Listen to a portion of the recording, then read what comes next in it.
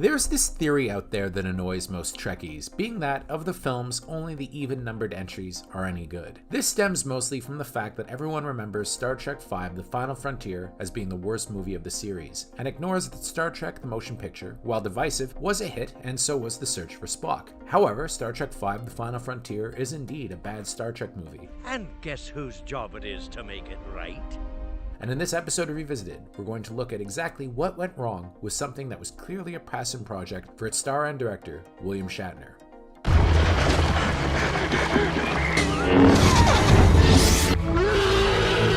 So unnecessary. Jump back to 1986, and Star Trek IV: The Voyage Home was a significant hit. It was the highest grossing movie in the franchise and earned critical raves. People that didn't even like Star Trek were down with this earthbound adventure of the crew of the USS Enterprise, and the franchise was riding a renewed wave of popularity. Don't tell me. You're from outer space. No, I'm from Iowa. I only work in outer space. Oh, well, I was close. On the small screen, Star Trek The Next Generation, after a rocky start, was starting to hit its stride, and the original series was reissued on VHS. People were loving the franchise, with it arguably at its peak of popularity around this point. Please, Captain. Not in front of the Klingons.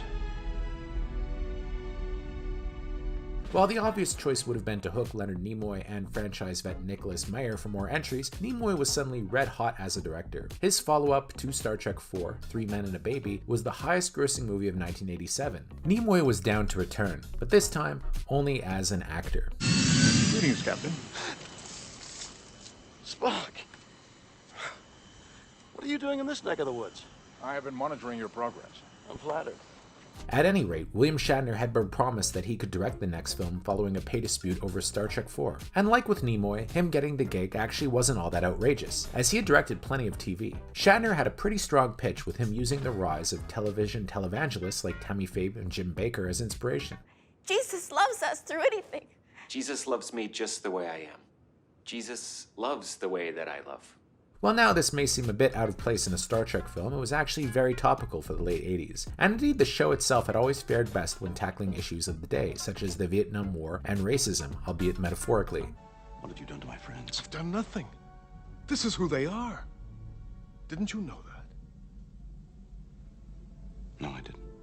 Shatner had wanted Nicholas Meyer to help write the movie, but he was busy with his next film as a director, Company Business, starring Gene Hackman. Shatner and series producer Harvey Bennett worked out the story themselves, bringing on writer David Lowery to write the script. He had previously written Dreamscape, and in the 90s would become a popular writer of action movies such as Passenger 57 and Money Train. Lowery actually did a decent job with the writing, toning down some of Shatner's wilder ideas and bringing in Spock's brother, Sybok, as the evangelist character. You made that up. I did not. You did too. Sybok couldn't possibly be your brother because I happen to know for a fact you don't have a brother. Technically, you are correct. I do not have a brother. There, you see? See? I have a half-brother. In the movie, Sybok hijacks the Enterprise with his followers in order to essentially find God, prompting the movie's best line of dialogue. What does God need with a starship? Sean Connery was courted to play Sybok, but in the end he opted to make Indiana Jones and the Last Crusade instead. Smart move, Sean. Rather, character actor Lawrence Luckinbull, who's actually the uncle of the Wachowskis, would take the part. Your vision. Given to me by God. He waits for us on the other side. All this raised an issue, though. If you know your Star Trek lore, you'll know that Shatner, at times, was far from beloved by his supporting cast. When some of them realized Shatner would be the director, they bristled. For one thing, Leonard Nimoy and DeForest Kelley hated the script because it called for them to eventually side with Sybok against Kirk, something they point-blank refused to play. I cannot go with you. I guess you better count me out, too. It was revised and they eventually signed on, but George Takei, played Sulu, didn't want to be directed by Shatner, who he'd always feuded with. Eventually he changed his mind, and to his complete shock, he actually found Shatner to be highly professional and collaborative as a director. In fact, everyone was impressed with Shatner's on-set skills, with Nimoy and DeForest Kelley, veterans of many television westerns, amused by the fact that they get to deliver a more physical performance this time. As the premise had the Enterprise in disrepair, meaning no transporter, thus they have to pull off a big rescue on horseback. This was Shatner's doing, as he'd always been a keen sportsman, and the film gives him ample opportunity to not only show off his skills on a horse, but also his talent at mountain climbing, with the opening of the movie featuring Kirk scaling El Capitan, although he's doubled extensively. Perhaps because it is there is not sufficient reason for climbing the mountain. I am hardly in a position to disagree. Hi, Bones! Mind if we drop in for dinner? So if the shoot went well, what went wrong? Plenty. For one thing, there was no strong villain. Clearly, Star Trek IV's success weighed on everyone this time, so Shatner and his writers worked a lot of humor into the script, particularly in the first act, when the team is on shore leave. What are we going to say? Bones, what are we going to say? How about Camptown Races? Pack up your troubles. Are we leaving, Captain? It's a song title, Spock. As kids, when Kirk, Spock, and McCoy started singing Row, Row, Row Your Boat, I pretty much checked out. Merrily, merrily, merrily, merrily, gently down the stream. To give Shatner his due, I think he wanted to give the supporting cast more to do, but some of the choices are bizarre, such as Scotty and Uhura kinda may be hooking up. Also, Sulu and Chekhov are acting like Laurel and Hardy when they're on shore leave and get lost. We've been caught in a blizzard. And we can't see a thing. Request you direct us to the coordinates. My visual says sunny skies and 70 degrees. Sulu, look. The sun's come out. It's a miracle. Some of the jokes are just awful, such as Scotty's pratfall where he claims to know the ship like the back of his hand before bonking his head on a pipe. It's slapstick level stuff. However, none of this is what actually torpedoes the film. It all comes down to the special effects, which Shatner himself said in his book Star Trek Movie Memories were decidedly less than special. Usually, ILM was able to pull off pretty incredible FX work, but they were busy doing Indiana Jones and the Last Crusade and Ghostbusters 2. Instead, Paramount had to go to a company called Associates and Farron, which sounds like a yacht rock band from the 70s, and the work they delivered was abysmal. Part of it was due to the movie's budget, which was about $33 million. This is significantly higher than the last movie. Mainly it was due to the fact that they only had 3 months to do the work, which is about half the time that they needed to complete convincing special effects. And the shortcuts they took are painfully obvious, with too much unconvincing rear projection used. They also had to scrap Shatner's action-packed climax. First, William Shatner was supposed to be chased by a Rockman in the finale, but the suit they had for the Rockman to wear was just ludicrous. Then he was supposed to be chased by a ball of energy, but the final effect was so bad it was scrapped. Now Kirk is just chased around by a villainous godhead that shoots puffs of light at him, all of which look just awful. So it's me you want, you Klingon bastards. What are you waiting for? For his part, Shatner's always bemoaned how poorly the climax turned out and has wanted to revise the ending, such as they did with Star Trek the Motion Picture. But Paramount has never approved the expense. Oh! I'm afraid I overshot the mark by one level. Nobody's perfect.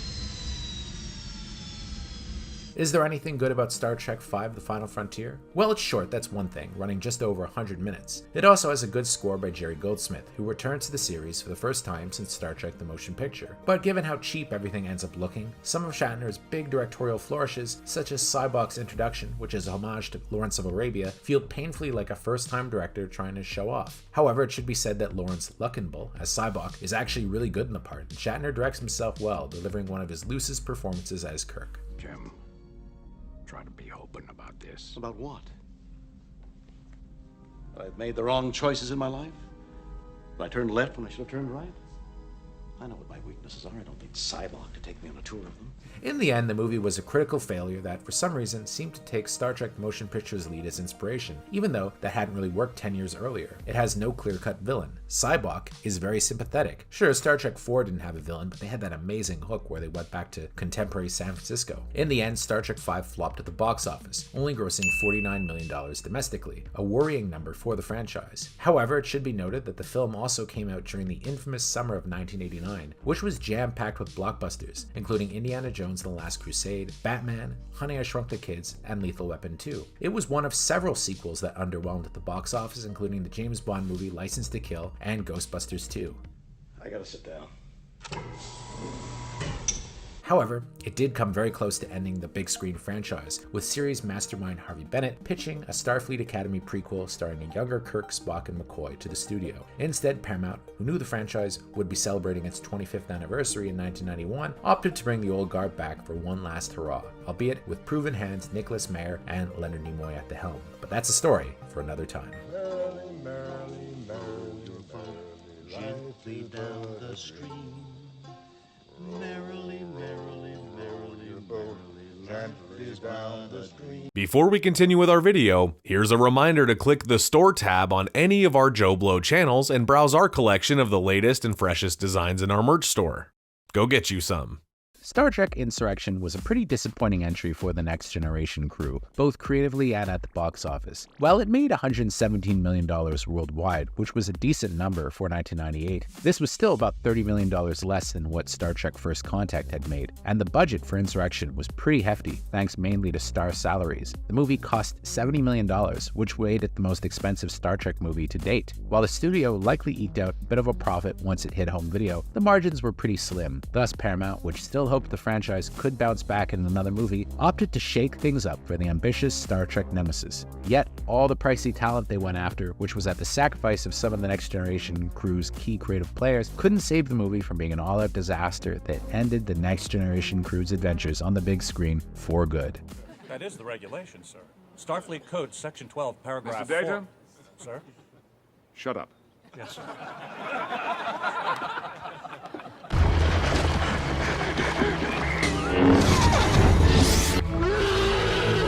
So unnecessary.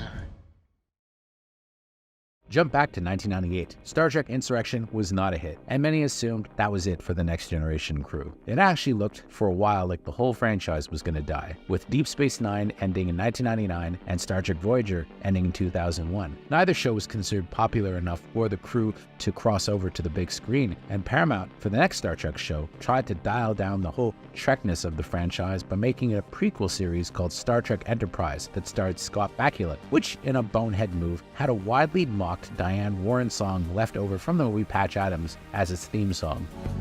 I will touch the sky, and they're not gonna hold me down no more. No, they're not gonna change my mind. It was this mentality that infected Star Trek Nemesis. Some of the ideas were sound, with Paramount hiring screenwriter John Logan, who had written Gladiator, to pen the script, and it would center around Picard meeting a younger clone of himself that was created by the Romulan Empire. Not a bad idea. Some of the other decisions, not so good. You may go. Where? Out of my sight. While it wasn't being considered a farewell film, it did seem like Paramount was looking for a way to scale down the cast in future installments. The movie opens with Riker and Troy being married, with them departing at the end of the film so that Riker could command the Titan. Brent Spiner also got his long-held wish to have Data killed off in a fashion, with him then finding an android resembling Data called B4 that he manages to download all of his memories into before dying. Bit of a cop-out, right? I do not understand.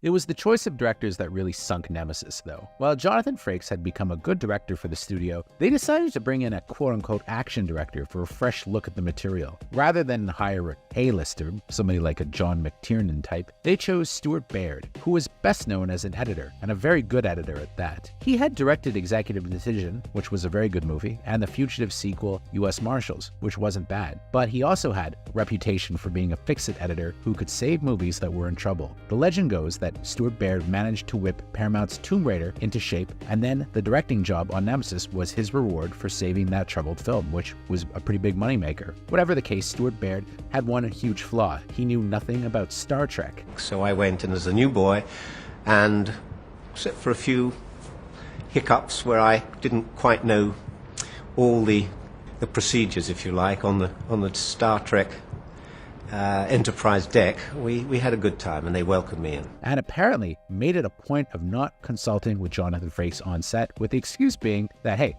Frakes was finishing his own directorial vehicle for Paramount, the teen film Clock Watchers. Shall we? Make it so, number one. What? We're Star Trek in Venezuela. Do it. In the commentary track, Marina Sirtis goes so far as to call Stuart Baird an idiot. And when you say to him, you know, well, my character wouldn't do that, and he says, I don't care, do it anyway.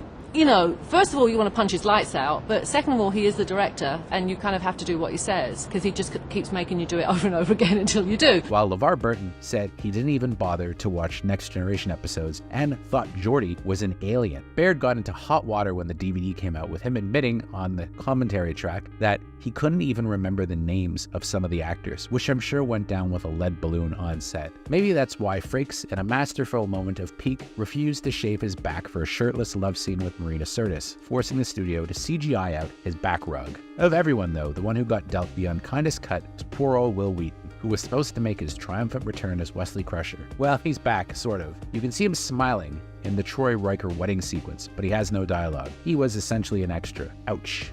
You looking forward to serving on the Titan? I am very much. I have the night duty shift in engineering, and we have a double refracting warp core matrix with twin intermix chambers. Would you excuse me for a moment? I'll see you later. If the movie's remembered for anything now, it's for being one of Tom Hardy's first films. He plays Shinzon, the young clone of Picard, and indeed he looks a lot like young Patrick Stewart here, as this was before he started packing on pounds and pounds of muscle. It did less than nothing for his career, with Hardy admitting that he took the movie failing to heart, diving into booze, drugs, and depression once it came out, and he finally pulled himself together years later when he reinvented himself for the movie Bronson, and the rest is, as they say, history. I'm glad we're together now. Our destiny's complete.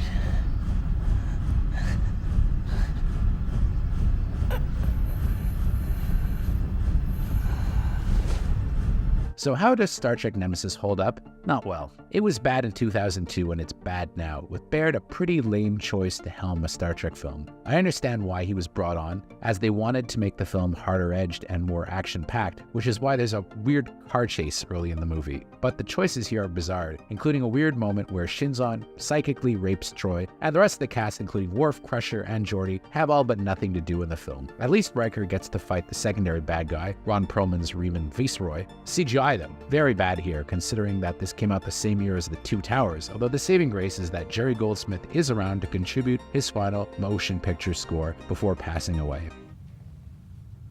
To absent friends. To family. In the end, Star Trek Nemesis was a total box office disaster. It only grossed $67 million worldwide, and it came out opposite steep competition that included not only The Two Towers, but also Die Another Day, another potential franchise killer, and Harry Potter and the Chamber of Secrets. Next to those movies, Star Trek seemed old hat, and Patrick Stewart went merrily back to the MCU to continue playing Charles Xavier, a role that finally allowed him to escape some of that old Star Trek typecasting. Indeed, with the franchise later rebooted by J.J. Abrams, it looked like this Next Generation crew was going to go out with a whimper. Stuart Baird certainly didn't have a lot of success afterwards as a director. For his part, director Stuart Baird never directed another film again, although he went back again to being an excellent editor, with him editing Casino Royale, Edge of Darkness, Salt, Green Lantern, Skyfall, the Tomb Raider reboot, and a bunch of other movies. Perhaps directing a Star Trek movie just wasn't for him. But what about the Next Generation crew? Well, it was definitely the end of their feature film voyage, that's for sure. Worf? Are you all right? Romulan ale should be illegal. It is. Years later, the Paramount Plus streaming network greenlit Star Trek Picard, and while it was originally supposed to be a solo spin-off series for Patrick Stewart's Picard, after 2 not-so-great seasons in Season 3, they decided to get the original crew back together again, and many have called it the best Star Trek movie you ever could have made, with the final season serving as the perfect send-off to the Next Generation crew. It wasn't until this moment, reunited with all of you, I realized what I've missed most. The carpet. But what about the J.J. Abrams reboot? Well, that's a story for another time. Serving with you has been an honor. The honor was mine, Captain.